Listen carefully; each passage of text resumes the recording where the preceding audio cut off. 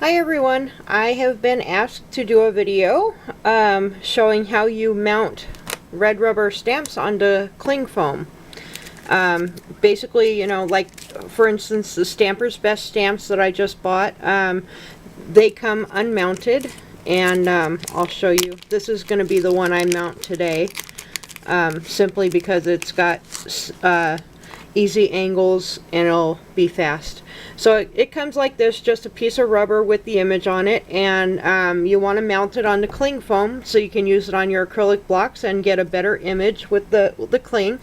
This is the cling foam that I have bought from StampersBest. I really like this one, and it's inexpensive and works really well, so I do recommend this. And I bought a big box of it, and the sheets come like this, you know, just a big sheet. On one side it has the sticky part, that's what you stick to your stamp, and the other side is the cling part that sticks to your acrylic block. And I happen to have some scraps in here, and I'm gonna see, oh sorry, I'm gonna move this big old box out of the way, but I'm gonna see if this one might fit on here. Yeah, so I'm gonna use this scrap piece to show you how to mount this, but it's all the same whether you're using a scrap or a full sheet. I'll show you more as we go here. So basically all you need is cling foam, your stamp, and a pair of good scissors. The cling foam is kind of tough to cut.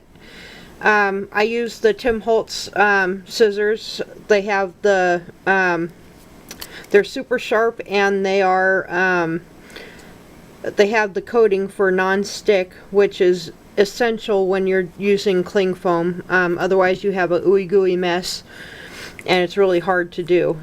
So I highly recommend having a pair of non-stick sharp scissors. Some people will use a hot knife to go around their stamps and trim.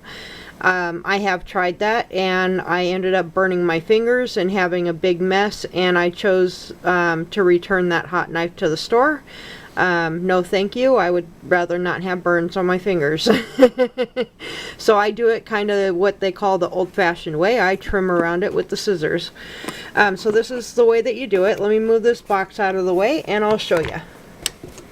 So first what I would do is you want to trim your red rubber.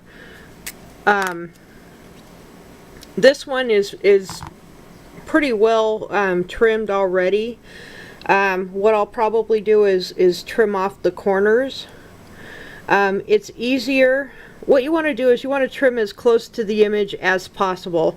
The reason for that is, number one, you'll get a better image. Number two, it will keep you from getting ink on the rubber here, which will then transfer to your paper if you press too hard. It's just kind of helps you not ruin your projects as easily.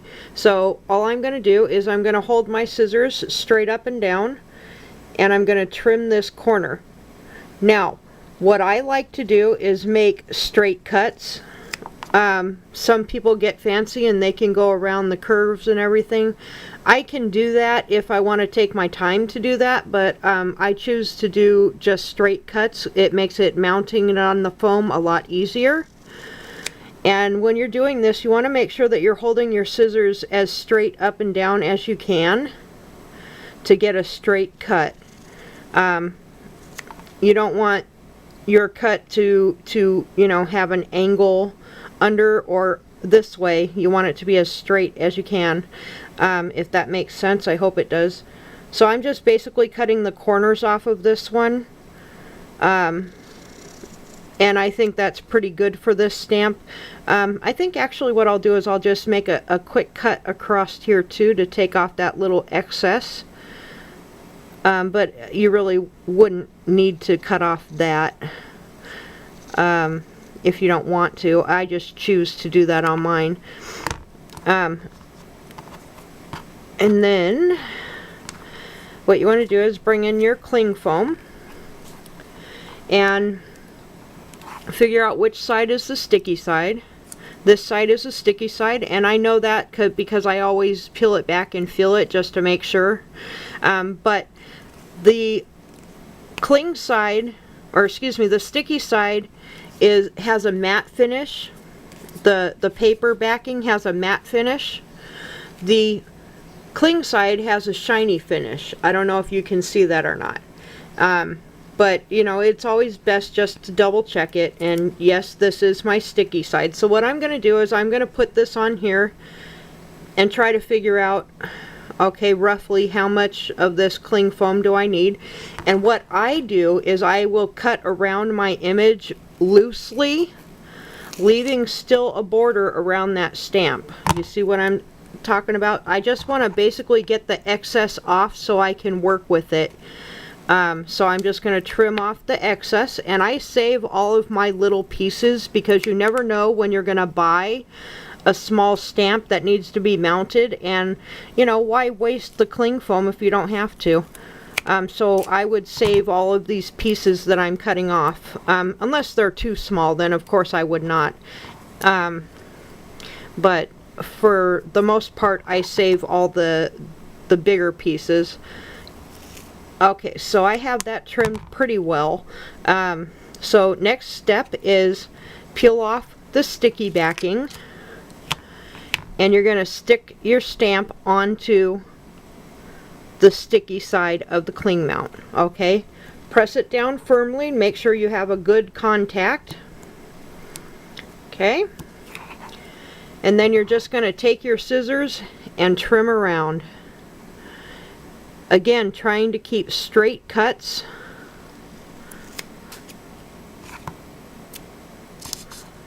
And you see what I mean, why it's important to have the non-stick scissors. If I didn't have the non-stick, I would already have a mess on my scissors. So you just trim around like so.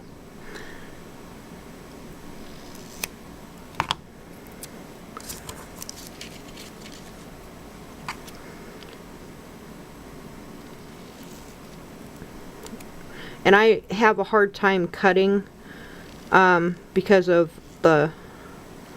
these stamps don't, excuse me, these scissors don't get a real close cut, so it is kind of, you have to play around with it. When you first do it, you're going to kind of probably get frustrated. You're going to be like, how come I'm not getting a close enough cut?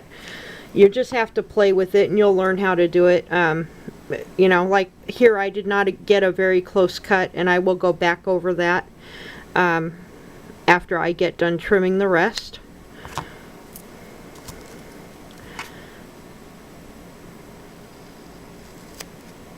Some people will mount their stamp onto the cling foam and then trim off the excess red rubber. I have tried it that way before, and I really don't like doing it that way. This is my preferred method, just because I find I get a better finished result. So now what I'm going to do, I'm going to go back here and I'm going to just try to trim off that excess a little bit. And you're not always going to have a perfect mount, which is alright. You know, just do the best that you can. That, you know, if you buy quality red rubber, you're not going to have that much of an issue, even if your cling mount is not perfect. And Stampers' Best stamps are very forgiving in this manner. So there you go, you have your mounted stamp. And then what I do is I store it with this backing on the cling side until I'm ready to use it. That just keeps it clean and whatever, dust free until I'm ready to use it. But what I'll do is I'll go ahead and peel it off and show you that it's now ready to be mounted onto my clear block, and it's ready to be stamped. There we go. And that's what it looks like from this side. It's best if you keep your bottom edge as straight as you can. That way it helps you line it up when you're stamping it on your paper. So that's basically it. If you have any questions, please feel free to ask in the comments section below. I hope this helps you, and it's really a simple process. Don't be intimidated by it. I was for a long time, and then I tried it and I'm like, oh, thinking to myself, this is not so hard. It's really not hard. It's just takes a little bit of practice and getting used to. Alright guys, have a great day. I'm going to try to get out some more videos. I didn't get any out yesterday. I spent a lot of time in bed sleeping. I guess my body's telling me I need it. So that's what I did. Alright, talk to you later. Thanks for watching. Bye.